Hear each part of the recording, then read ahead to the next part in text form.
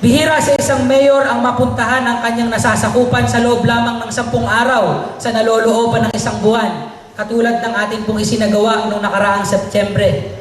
Ito ay ang programang maidulot ang paglilingkod ng pamahalang bayan ng Lucban sa bawat barangay dito sa ating bayan. Isa sa mga programa ng inyong lingkod, Mayor Oli Dator, ay ang Open Door Policy, kung saan ay binibigyan ng direct access ang mga mamamayan sa lahat ng sangay ng pamahalaan sa bayan ng Lucban upang malaman ang kalalagayan ng pamahalaan sa anumang aspeto. Kakibat din ng programang ito ang Consultative and Participatory Governance, kung saan malayang makapagbibigay ng panukala, komento, kahilingan at iba pa direkta sa inyong lingkod, Mayor Oli Dator, at ito ay magandang pamamaraan upang malaman ang tunay na pangangailangan ng ating mga kababayan. Ito ay ang mga programang i-text mo kay Mayor, ang paglalabas po ng ating pong bulletin board, ang pagkakaroon po ng konsultasyon sa mga barangay, at ang paglagda ko po sa Executive Order number 26 or Oplan Servidor, kung saan ang ating pong mga kawani sa pamahalang lokal, ang lahat po ng departamento ay ating pong ini-encourage na maglagay po ng Citizens Charter sa labas po ng kanilang mga tanggapan, at meron po tayong mga evaluation form at suggestion box na ilalagay sa labas po ng bawat tanggapan. Ang muling paglulunsad at inauguration ng kiosko ng Lucban, Agosto 9, 2013. So ito po ay yung mga programa pong isinagawa sa ating bayan. Yan. Nandyan din po yung ating pong mga patimpalak, yung ating pong icons, etc. Hindi ko na po babanggitin. Town Meet, matagumpay na idinaos sa bayan ng Lucban. Ito ay sinalihan ng iba't ibang paaralan sa elementarya at sekundarya. Ang layunin ng aktibidad na ito ay malinang ang mga estudyante sa larangan ng palakasan, at ito rin ay preparasyon para sa district meet na ginawa sa General Nacar, Quezon. Ang nagkamit ng pwesto sa pagiging champion ay ang elementary ay ang paaralang elementarya ng Lucban, at ang Lucban Academy naman para sa sekundarya. Nandyan din yung litrato, ang bumubuo po ng Sangguniang Bayan, si Vice Mayor Yeye at ang inyong pong lingkod, Mayor Oli. Kami po ay lahat ay pumunta ng General Nacar para magbigay po ng suporta sa ating pong mga manlalarong lumaro sa District Meet. Nakakatuwa po sapagkat yung pagbisita po pa lang namin iyon ang mag-uuwi po ng tagumpay sa ating pong mga manlalaro. Kaya sa araw ng tagumpay, nagkaroon po tayo ng isang programa dito po sa ating munisipyo, kung saan nagkaroon po ng celebration para sa araw ng tagumpay ang Team Lucban sa pagiging champion po sa ating pong district meet. Nariyan po ang elementary and secondary level na nag-champion sa ating pong congressional meet. Isa sa mga advokasya ng inyong lingkod, Mayor Oli Dator, ay ang sports development. Kaya patuloy ang pagsuporta ng pamahalaang bayan sa mga gawaing pampalakasan. Kaya sa pamamagitan ng Pambayang Federasyon ng Sangguniang Bayan, ni Consel Melo, sa pangunguna ni Consel Melo ay nagdaos ng First SK Multi-Sports Festival na kung saan ay sinimula noong September 7, 2013 at matatapos na yung October 22, 2013. Ang nasabing multi-sports activity ay tinawag na People's Cup, kung saan lahat na nagnanais makilahok ay malayang makakasali. Ayan po, nabanggit naman kanina yung Nyugyugan Festival. Turismo. Dahil sa ang bayan ng Lucban ay isa sa makulay na munisipalidad sa Quezon, hindi lamang sa kultura, kundi sa iba't ibang tanawin din, at ang tanyag na San Isidro Pahiyas Festival ay napili tayong bisitahin ng mga World Supermodels. At ang ating bayan po ay pinasyalan ng mga World Supermodels upang ipakilala sa iba't ibang bayan ng makulay na Pahiyas Festival. Ito ay makakaambag sa pagpapataas ng antas ng turismo ng ating bayan. Ayan po yung litrato.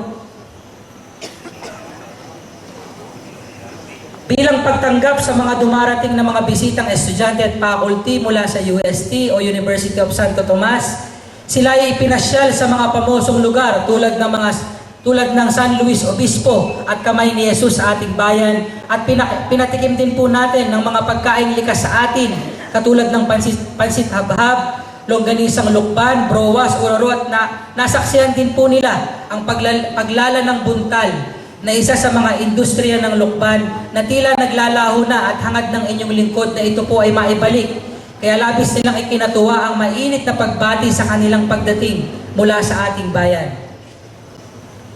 Nariyan din litrato ng ating pong Bantay Linis Volunteers, kung saan linggo-linggo po, simula po nang tayo manungkulan bilang punong bayan, linggo-linggo po, tuwing weekend, ang ating pong Bantay Linis Volunteers ay naglilinis po sa lahat po ng areas natin dito sa ating pong bayan. Ang ating kiosko, palengke, itong Rizal Park, at iba't iba pa pong lugar na nasasakop ng ating pong bayan. Nariyan din ang mga courtesy visit, pictures, relokasyon ng food court upang maging maayos ang pagtitinda ng mga kababayang may-ari ng mga stall at upang pasiglahin ng kiosko ay minabuti ng inyong Mayor o Legislator na ilipat ang lugar ng kanilang pinagtitindahan. Siguro naman po ay nakikita ng ating pong mga kababayan ang magandang naidulot po ng ating pong pagre-relocate ng ating pong mga stall dito po sa kanang bahagi ng ating pong kiosko. Nariyan mga pagpupulong po natin. Pagpupulong sa mga Market Vendors Association of Lucban, kung saan diyan po tilalakay po natin ang mga maiinit na issue. Nariyan yung atin kung paano po natin palalakasin ang ating pong palengke, paano po natin matutulungan ang ating pong mga magtitinda sa palengke, at nariyan din atin din pong diniskas sa kanila yung naganap na dry run po ng mga terminal ng ating pong mga jeep dito po sa bayan po ng Lucban. Pagpupulong kasama ang mga hepe ng tanggapan sa pamahalang bayan. National Center for Culture and Arts. Yung po tayo nakipagpulong kay Ma'am Almosara ng NCCA, kung saan ay ang pagpapayabong po ng ating turismo ay aming pinag-usapan at tinalakay, na sabi po nila ay tutulong ang NCCA. Tulong din natin, katulong din po natin ang ating pong Konsehal Jojo Ranieses para po sa ating pagpapaunlad ng ating pong turismo at ng kultura.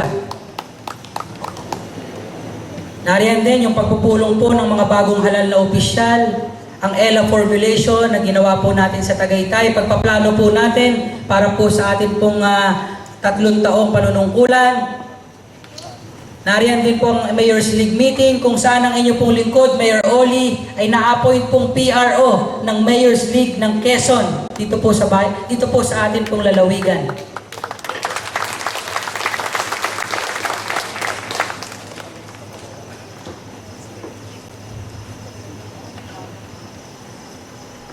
Okay pa po ba tayo dyan?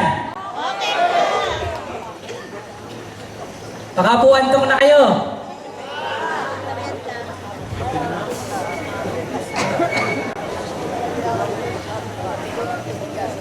Nariyan din po, tayo po ay nagkaroon ng nakapag-issue po tayo ng 27 executive orders, at ang akin pong mga talagang prioridad, yung pagbubuo po natin ng ating pong Lucban Business Club, kung saan ang lahat ng ating pong mga nagne-negosyo sa bayan ng Lucban ay ating pong ino-organize nang makatulong po sa ating pong mga pagawaing bayan, at nang magkaroon po tayo ng tinatawag po nating public and private partnerships para nang sa gayon ay lalo pong umunlad ang ating pong bayan.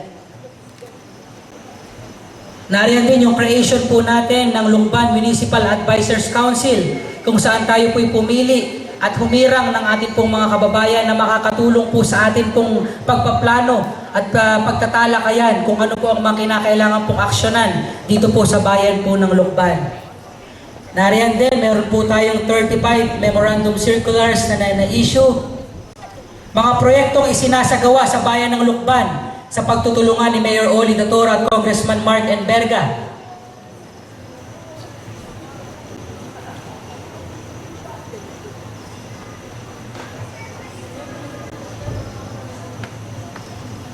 Nariyan po yung mga multipurpose building sa Barangay Piis, multipurpose building sa Barangay Ayuti, completion of multipurpose building sa Barangay Maiit, completion of multipurpose building sa Barangay Samil, construction of MPP at Barangay Ayuti, concreting of local roads sa Barangay Palola, rehabilitation of local roads sa Barangay 1, rehabilitations of local roads sa Barangay Ayuti, construction of multipurpose building sa Barangay Piis, construction of multipurpose building sa Barangay Ayuti, completion of multipurpose building sa Barangay Aliliw, repair of multipurpose building sa Barangay 6. At ang ilan pa po ay yung mga galing naman pong pondo sa national, kung saan sangayon po sa ating pong district engineer na ngayon po ay nasa 4th district na, ang ating pong dating OIC district engineer Ed Lim. Tayo po'y pinagkalooban ng 11.5 million para sa construction of ilog flood control dito po sa bayan po ng Lukban. At ito po ay sa pamamagitan ng pakikipag-ugnayan ng inyong Mayor Oli Dator.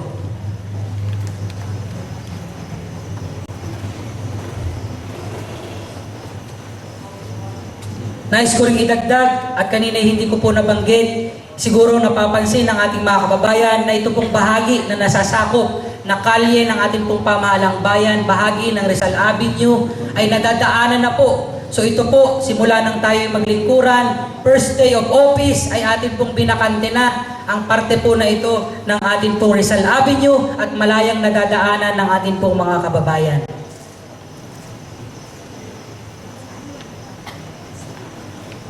Lingid sa kaalaman ng mga mamamayan ng Lukban, nang unang tumuntong sa bahay pamahalaan ng inyong lingkod, Mayor Oli Dator, ang unang pinakamalaking bagay na hinarap ng bagong pamunuan ay ang hindi pagkakaroon ng maayos na turnover ng dating administrasyon sa bagong administrasyon.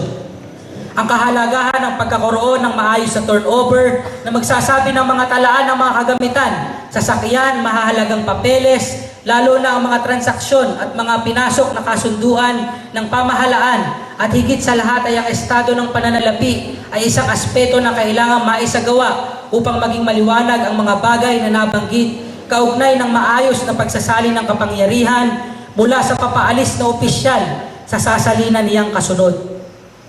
Nang manungkulan ng inyong lingkod, Mayor Oli Dator, noong unang araw ng Hulyo ng kasalukuyang taon, ang isa sa mga una kong pinagtuunan agad ng pansin dahil nga sa kawalan ng maayos na turnover ay ang tungkol sa record ng pananalapi at ang talaan o inventaryo ng mga gamit at mga sasakyan.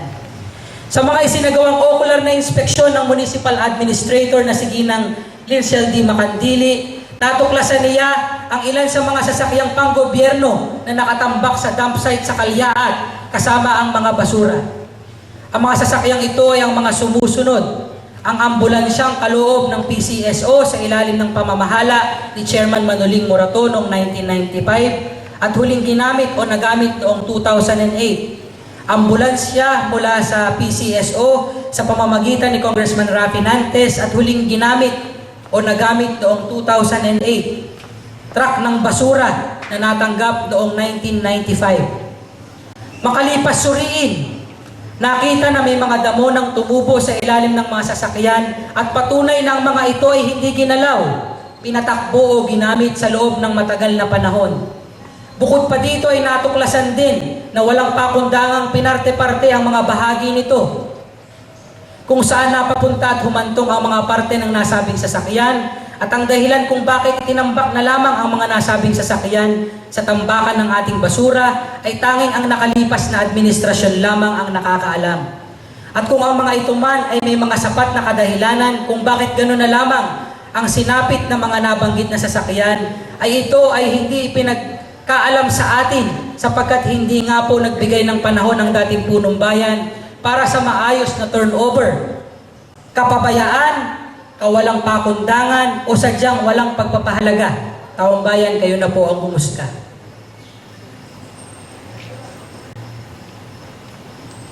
Kanina po ay nabanggit ko yung tungkol sa mga sasakyang panggobyerno na walang pakundangang napatambak, itinambak o nakatambak sa ating pambayang tapunan ng basura sa Kalyaat.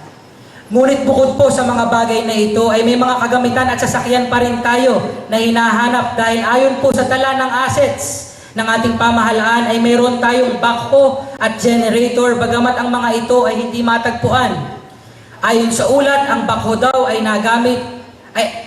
daw na nabanggit ay unserviceable o hindi magagamit bagamat kasama sa talaan ng assets. Kung kaya po kahit ganoon ang ulat na nakarating sa akin ay pinahanap ko pa rin po ang kagamitang ito, ang backhoe at ang ating pong generator. Noong mga unang buwan ng aking panunungkulan ay nakatanggap ako ng impormasyon ng nasabing backhoe ay matatagpuan sa amin. Ngunit nang tayo ay magpapunta ng tao doon upang mag-imbestiga ay walang backhoe na nakita doon. Ngunit himala po sa lahat ng himala at ang backhoe na matagal na nating hinahanap ay biglang lumitaw sa kung saan sa Saka Road po noong pinaigting ko na po ang pagpapahanap sa nasabing backhoe. At doon nga po sa nasabing lugar ay natagpuan din sa wakas ang nakalulunos na kalagayan ng nasabing backhoe.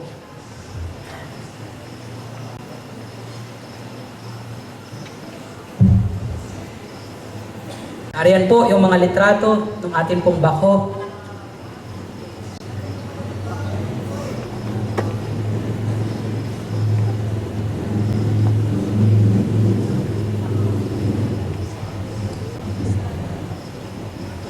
Okay. Hunyo 28, 2013, sa ganap na ika-4 ng hapon, ang Land Bank of the Philippines Lucban Branch ay naglabas ng isang sertifikasyon na nagsasaad ng Municipal Government of Lucban ay mayroong 95,969,576.14 centavo na iniwan sa kabangbayan ng ating bayan. Iyan po ay ayon sa cash balances as per banks as of June 28, 2013, 4 o'clock p.m. Ngunit ayon sa libro ng ating pamahalaang bayan o as per books ng ating munisipyo, tayo ay mayroon na lamang 87,472,955 pesos and 60 centavos. Bakit po nagkaganon? Yun po ay dahil sa mga reconciling items such as interest income, late checks deposit at debit memo na nagkakahalaga ng 8,496,620 pesos and 54 centavos.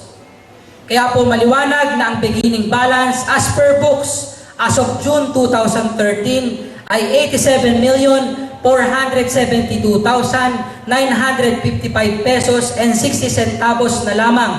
Maliwanag po iyon.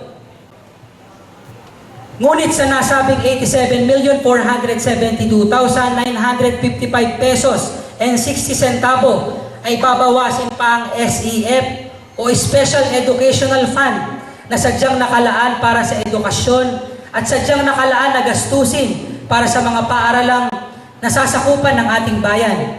At ang halaga po nitong Special Educational Fund ay nagkakahalaga ng 6,467,917 pesos and 29 centavos. Bagamat bahagi ito ng revenue, ito ay sadyang nakalaan na sa SEF or Special Educational Fund na siyang pinagkukunan ng gastusin ng ating pampublikong paaralan. Kaya ito po ay babawasin din sa beginning balance na 87,472,955 pesos and 60 centavos. Kaya ang matitira na lamang po ay 81,005,038 pesos and 30 centavos.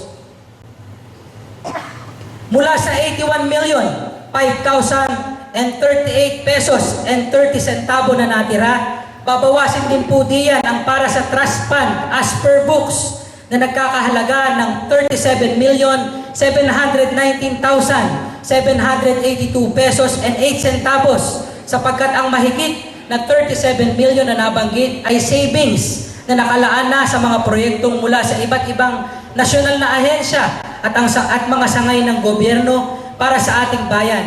At ang halaga pong ito ay hindi basta-basta pwedeng gamitin sa ibang mga programa. Sa makatuwid, ang 37,719,782 pesos and 8 centavo na trust fund ay ibabawas rin sa natitirang 81,005,038 pesos and 30 centavos at ang matitira na lamang ay 43,285,256 pesos and 23 centavo na siyang magiging general fund as per books as of June 2013. Mula po dito, ibabawas pa rin ang mga accounts payable na iniwan ng nakaraang administrasyon na nagkakahalagang 26,022,309 pesos and 32 centavos. Kaya't ang natirang pondo pagkabawas nito ay 17,262,946 pesos and 91 centavos. At sa 17,262,946 pesos and 91 centavo na iyon, ay binawas din ang supplemental budget number 1 sa panahon ng naunang administrasyon na nagkakahalaga ng 6,731,816 pesos na napapunta noon sa Office of the Municipal Mayor, Office of the Sangguniang Bayan, Office of the Secretary to the Sangguniang Bayan, Office of the Municipal Planning and Development Coordinator, Office of the Civil Registrar, Office of the Municipal Budget, Office of the Municipal Assessor, Office on Health Service, Office of the Municipal Social Worker, Office of the Municipal Agriculturist at Office of the Municipal Engineer, na kung saan inilaan din ito para sa mga terminal pay at rata ng mga magsisipagtapos sa mga tungkulin at ang mga ilang kawani ng ating pamahalaang bayan. Noon pong bawasin ang halagang 6,731,816 pesos na supplemental budget noong nakaraang administrasyon sa natitirang general fund na 17,262,946 pesos and 91 centavos. Ang matitira na lamang po ay 10,531,130 pesos and 91 centavos. At ang 10,531,130 pesos and 91 centavo na iyan ay ang natitira na lamang sa general fund na dinatnan ko nang ako ay magsimulang manungkulan bilang punong bayan ng Lucban. Hindi po 95 million, kundi 10,531,130 pesos and 91 centavos. Ngunit hindi po dito nagtatapos ang parang lobong lumiit na kabang bayan sapagkat ang 10,531,130 pesos and 91 centavo ay binawas din ng isa pang supplemental budget number 2 nung ako po ay opisyal ng punong bayan ng Lucban at ito po ay nagkakahalaga ng 4,221,000 na inilaan naman natin para sa Office of the Municipal Mayor, Office of the Sangguniang Bayan, Office of the Municipal Agriculture, Operation of Water Work System at para sa Special Purpose Operation ng malaking bahagi ay napapunta para sa pagbabayad ng utang. Kaya't ang natira na lamang sa inyong abang lingkod ay 6,310,130 pesos and 91 centavos. Ito po ang tunay na halagang dinatnan ko na siyang magsisilbing general fund para sa mga operasyonal na gawain sa ating pamahalaan. Napakahalaga po na malaman ninyo mga minamahal kong kababayan ang tungkol sa estadong pananalapi ng ating bahay pamahalaan upang nang sa gayon po ay hindi tayo nalilinlang ng mga maling pagpapalabas ng mga hindi malilinaw at hindi detalyadong datos ng nakaraang administrasyon, lalo na kapag ito ay usaping pera ng ating bayan. Ngayon naman po, mga minamahal kong kababayan na matapat kong pinaglilingkuran, marapat din lamang po na malaman ninyong lahat kung magkano ba talaga ang pagkakautan ng ating pamahalaang bayan o ng ating pamahalaan sa mga bangko at iba't ibang lending institution nang magpagawa ang nakaraang administrasyon ng bagong pamilihang bayan, bagong health center, wastewater treatment facility, MRF, and saka roads at saka irrigation. Ito po ang aking sasabihin sa inyo mga minamahal kong kababayan. Ang ating pong pagkakautang ay umabot hanggang 58,305,457 pesos and 1 centavo. Opo mga kaibigan, 58,305,457 and 1 centavo ang ating pong pagkakautang. Ito po yung matagal ko nang hinihiling na sana'y mailabas po at mabanggit po sa ating mga kababayan for transparency record and for transparency purposes ay dapat ay malaman po ng ating po mga kababayan ang utang ng ating pong pamahalaan. Ngayon, alamin natin, ating suriin, ating pakalimiin kung tunay at may makatwirang lohika nga ba ang sinasabi at ipinagmamalaking mayroong 95,969,576 and 14 centavo na iniwan sa kabang bayan, sa kabang yaman ng ating bayan ang nakaraang administrasyon o kahit na lamang yung 87,472,999 955 pesos and 60 centavo na ayon sa libro ng ating pamahalaan. Kung ganun sana at meron nga tayong ganong kalaking halaga, di sana'y tapos na tayo sa ating pagkakautang at tayo nakabayad na. Tayo malaya na. Tayo nakahulagpos na sa malaki nating pagkakautang na sumasakal sa bawat leeg ng ating mga mamamayan. Buong buo mababayaran sana natin agad ang nasabing halaga ng utang. O di kaya sana'y buong buo na bayaran na ng nakaraang administrasyon ang mahigit 58 milyon nating pagkakautang. Ngunit sa itinakbo ng pangyayari at sa katotohanang ipinakita sa atin ng libro ng ating pamahalaan, maliwanag pa sa sikat ng araw na walang kakayahan ang nakaraang administrasyon na bayaran ng utang na sila ang nangutang. Kaya naman ang mabigat na pasaning dulot ng pagbabayad sa mga utang na ito ay ang abang lingkod na ninyo ang siyang papasan sa pasaning ito. Noong mangutang po ang nakaraang administrasyon na umabot sa halagang 58,305,457 pesos and 1 centavo, sila po ay nakapagbayad na ng amortization principal sa halagang 14,548,387 pesos and 46 centavo.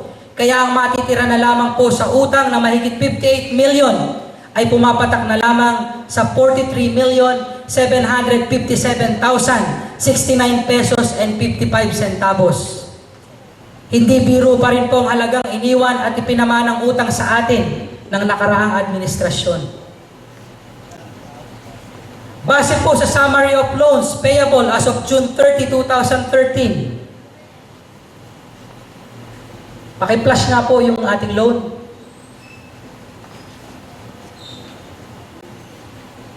Back. Yan. Base po sa Summary of Loans Payables as of June 30, 2013.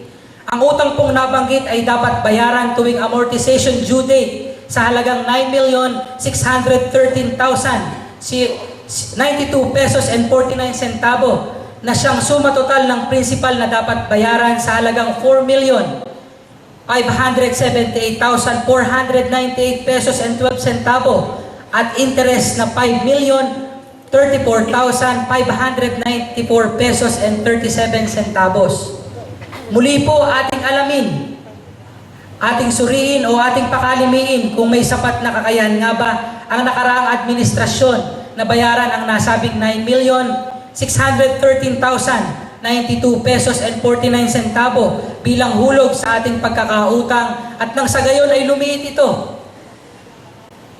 Ang sagot po, mga minamahal kong kababayan, ay masaklap na hindi. Nung mangutang po ang nakaraang administrasyon para sa pagpapagawa ng bagong palengke at bagong health center, nagkaroon po sila ng projection kung paano ito babayaran. Sa kanila pong pagpapalagay, kikita ang bagong palengke natin kada buwan ng at least 2 million pesos. Sa makatuwid sa isang taon ay aabot ng 24 million pesos kada taon ang kikitain sana ng ating bagong palengke at hindi maglalaon ay mababayaran din agad ang nasabing pagkakautang. Sana kung yun nga po yung projection. Ngunit hindi po ganun ang nangyari. Sa kaso po nila ay nagbilang po agad sila ng sisiw kahit hindi pa po ito napipisa. Dahil ang totoo po sa sinasabi nilang kukunin ang pambayad sa ating mga utang mula sa kikitain sana ng ating palengke na 2 milyong piso buwan-buwan ay isang malaking suntok sa hangin. Ang sisiw po ay nabugok dahil sa katotohanan po ay lugi ang pamahalaan sa bagong palengkeng itinayo. Kung kaya't ang ipambabayad natin sa inutang nila ay manggagaling din sa mga buwis ng mamamayan na magiging bahagi sana ng revenue ng ating pamahalaan na papasok sana sa general fund ng ating pamahalaan na siya din sanang isusukli at ibabalik ng pamahalaan sa inyong minamahal nating mga kababayan. Kaya po taasan kong sinasalungat, buong tapang ko rin pong sasabihin na hindi totoo ang sinasabi nilang kung may utang man ang ating pamahalaan ay hindi po tayo ang magbabayad noon. Ito po isang malaking kasinungalingan, mga minamahal kong kababayan. Tayo ang magbabayad ng utang na sila ang umutang. Hindi lamang ako, hindi rin lamang sila, kundi tayong lahat ng mga mamamayan ng Lukban ang magbabayad ng nasabing pagkakautang.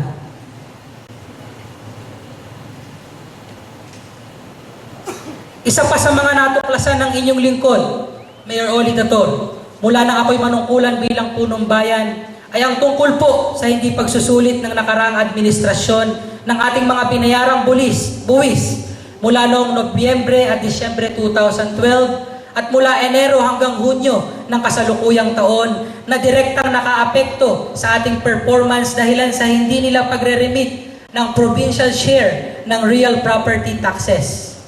Kung kaya nung ako'y mag-umpisang manungkulan ay ang binayarang buwis ng mamamayan na sinadya namang hindi i-remit ng dating administrasyon ang una kong pinagtuunan ng pansin na nagkakahalaga ng humigit kumulang na 5,723,946 pesos and 58 centavos.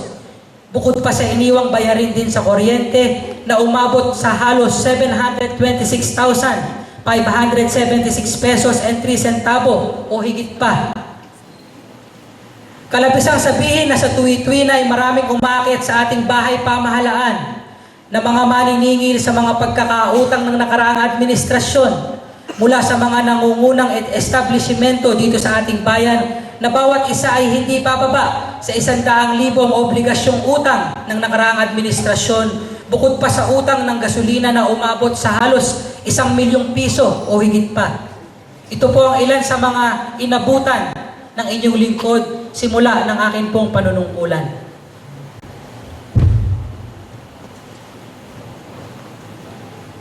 Ngayon naman po,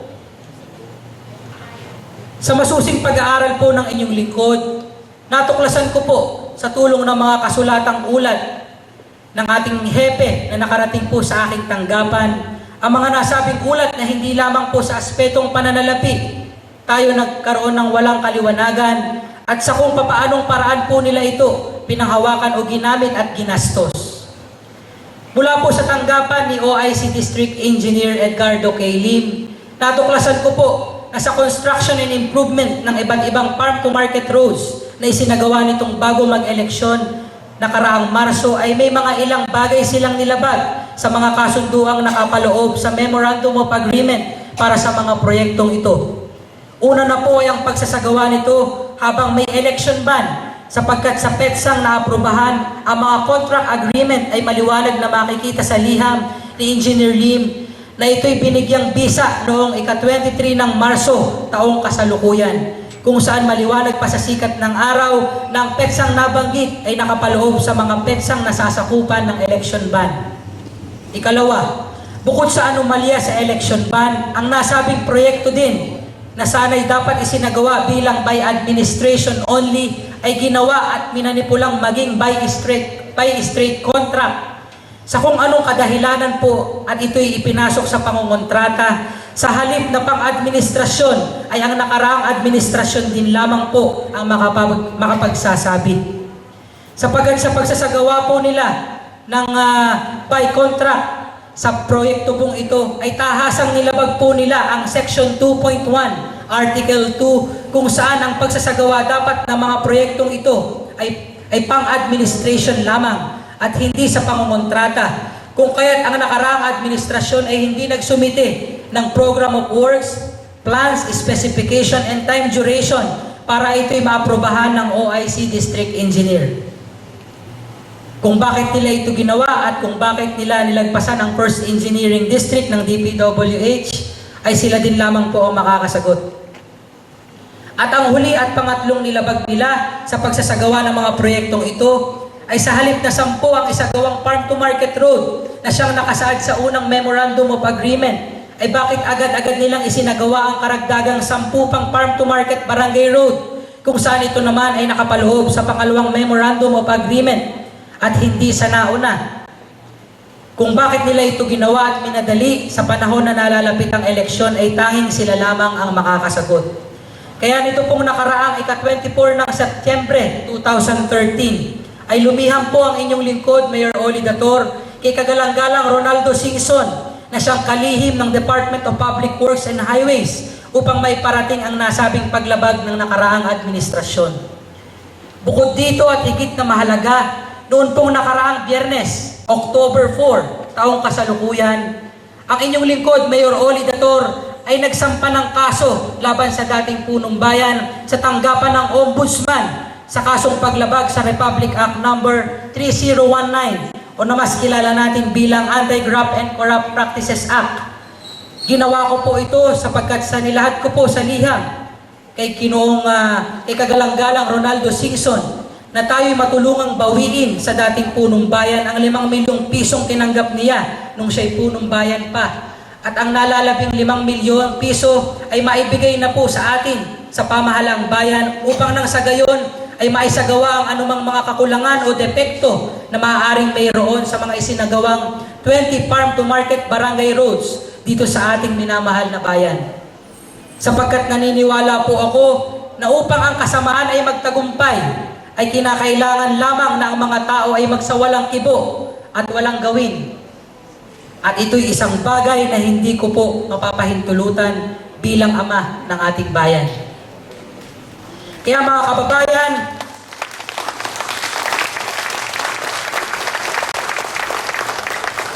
kababayan, lakip ang aking mga adhikaing mabago ang sistema ng ating pamahalaan. Samahan po ninyo ako.